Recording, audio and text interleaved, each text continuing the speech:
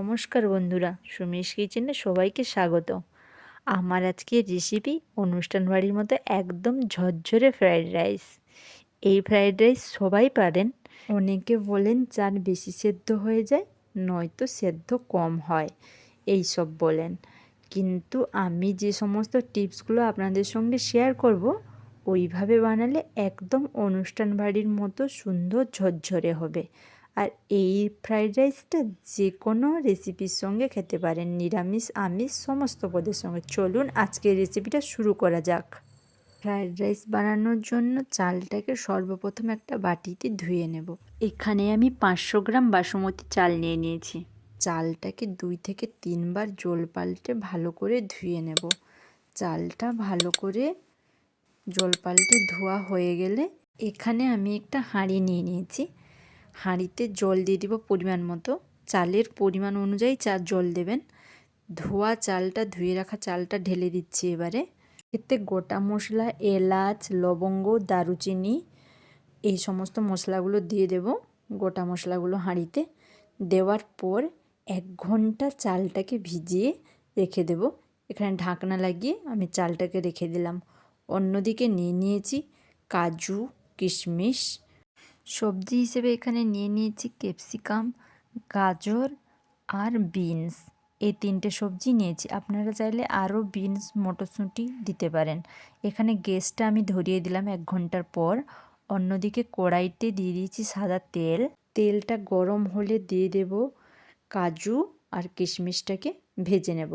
1 থেকে 2 মিনিটের মতোই ভাজবো, বেশি ভাজবো না, পুড়ে যাবে তাহলে। ফ্লেমটাকে পুরো লো ফ্লেমে রেখেই ভেজে নেব। কাজু কিশমিশটাকে ভাজা হয়ে গেলে একটা প্লেটে তুলে নেব কাজু কিশমিশটাকে। এইভাবে ভেজে নিয়েছি কাজু কিশমিশটাকে। এই একই কড়াইতে ভেজে নিচ্ছি কেটে রাখা সবজিগুলো। সব সবজি একসঙ্গে ভেজে নেব আমি। আপনারা চাইলে আলাদা আলাদাও ভেজে নিতে পারেন। আমার যেহেতু এখানে সবজি আমি ফ্রায়েড রাইসে একটু কম দিচ্ছি, তাই আমি সব সবজিকে একসঙ্গে ভেজে নিচ্ছি। সব সবজি একই মাপেরই কেটে নিয়েছি, তাই একসঙ্গে আমি সবজিগুলোকে সব ভেজে নিচ্ছি। আপনারা চাইলে আলাদাও ভাজতে পারেন। সবজিগুলো একটু নেড়ে নিয়ে নুন দিয়ে দেব সবজির মাপে।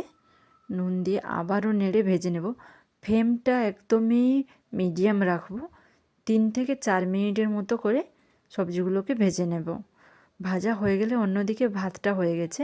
ভাতটা এরকম একটা ঝুড়ি নিয়েছি। ঝুড়িতে ভাতটাকে পুরো ঢেলে দেবো। তাহলে কী হবে, ভাতের ফেনটা পুরোই চলে যাবে, একদম ঝরঝরে হবে ভাতটা, কোনো আঠা ভাব কিছুই থাকবে না ভাতটা।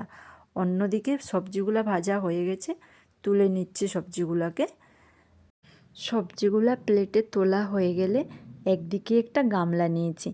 গামলায় ওই ভাত থেকে ফেন ঝরঝরে করে রাখা ওই ভাতটা ঢেলে দেবো এখানে। ঢেলে দিয়ে স্বাদ মতো চিনি, আমার চিনিটা আমি এখানে সরু দানা আছে তাই চিনিটা গুঁড়ো করিনি, আপনারা চাইলে গুঁড়ো করেও দিতে পারেন। আমি চিনিটা পরিমাণ মতো নিয়ে দিয়ে দিচ্ছি। যে যতটা পরিমাণ মিষ্টি খেতে চাইবে ওই পরিমাণেই দেবেন। তারপরে দিয়ে দিচ্ছি 2 চামচ ঘি। তারপরে দিয়ে দেব ভেজে রাখার সবজিগুলো। ঘিটা 2 চামচ দিয়ে ভেজে রাখা সবজিগুলো একে একে দিয়ে দিচ্ছি। সব সবজি ছড়িয়ে ছড়িয়ে এইভাবে দেব, তাহলে কী হবে, মাখাতে সুবিধে হবে। আমি এখানে কিন্তু কড়াইতে নাড়ব না, এইখানেই সব একসঙ্গে মাখিয়ে নেব। ওই গরম ভাতটার সঙ্গেই মাখিয়ে নিচ্ছি। দিয়ে দিচ্ছি কাজু কিশমিশ, ভেজে রাখা কাজু কিশমিশটাও। ভেজে রাখা কাজু কিশমিশটাকে দিয়ে ভাতটাকে ওলট পালট করব, একটু নেড়ে নেব। ওই গামলাতেই ভালো করে নেড়ে নেব, ঝাঁকিয়ে নেব। কীভাবে ঝাঁকিয়ে নিচ্ছি দেখুন, ওইভাবে ঝাঁকিয়ে নিলে বারবার। তারপর একবার ঝাঁকিয়ে নেওয়ার পর এখানে আবারও দিয়ে দেব একটু গরম মশলা গুঁড়ো। মানে গরম মশলা গুঁড়ো মানে ভেজে রাখা মশলা গুঁড়ো। আপনারা চাইলে এলাচ, লবঙ্গ, দারুচিনি সমস্ত ভেজে গুঁড়ো করে নেবার। আমার গুঁড়ো করা ছিল তাই আর গুঁড়ো করাটা দেখাইনি। এখানে ওইটাই মশলাটাই দিয়ে দিচ্ছি।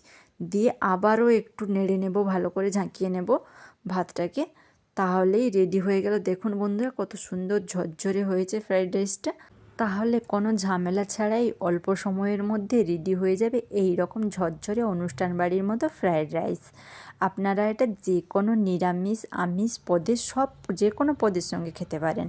তাহলে ভিডিওটি ভালো লাগলে অবশ্যই লাইক করুন, শেয়ার করুন এবং চ্যানেলটিকে সাবস্ক্রাইব করে আমার পাশে থাকুন। দেখা হবে আবার পরের ভিডিওতে।